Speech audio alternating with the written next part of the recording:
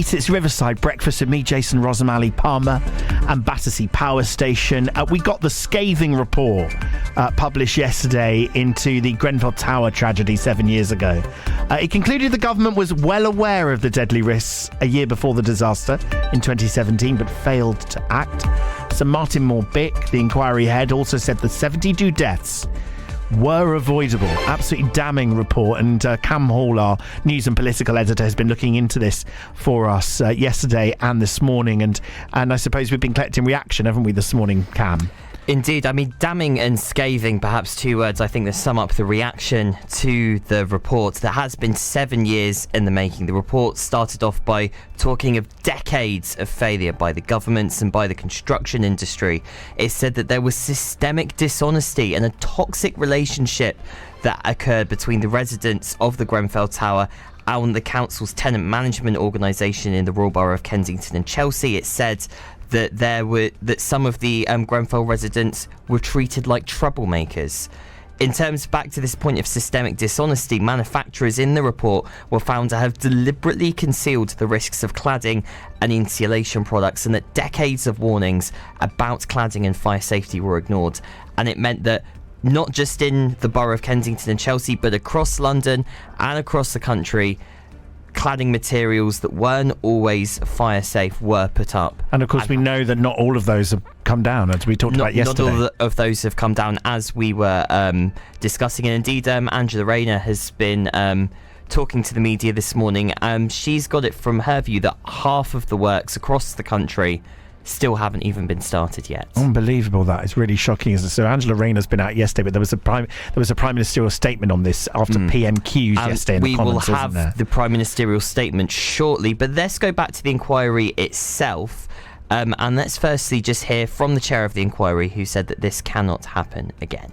The deaths that occurred were all avoidable, and those who lived in the tower were badly failed over a number of years and in a number of different ways by those who were responsible for ensuring the safety of the building and its occupants. All contributed to it in one way or another, in most cases through incompetence, but in some cases through dishonesty and greed.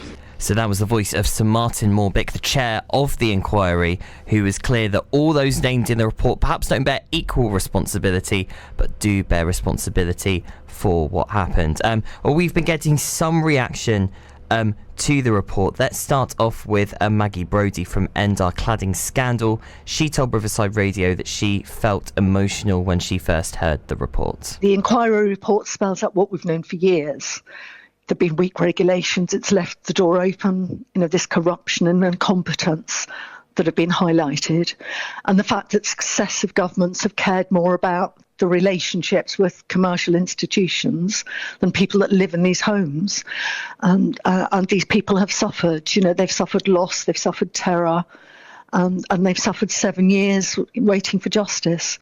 So she said to us that a more joined-up approach is now needed between local authorities and across government as well. A lot comes back to funding.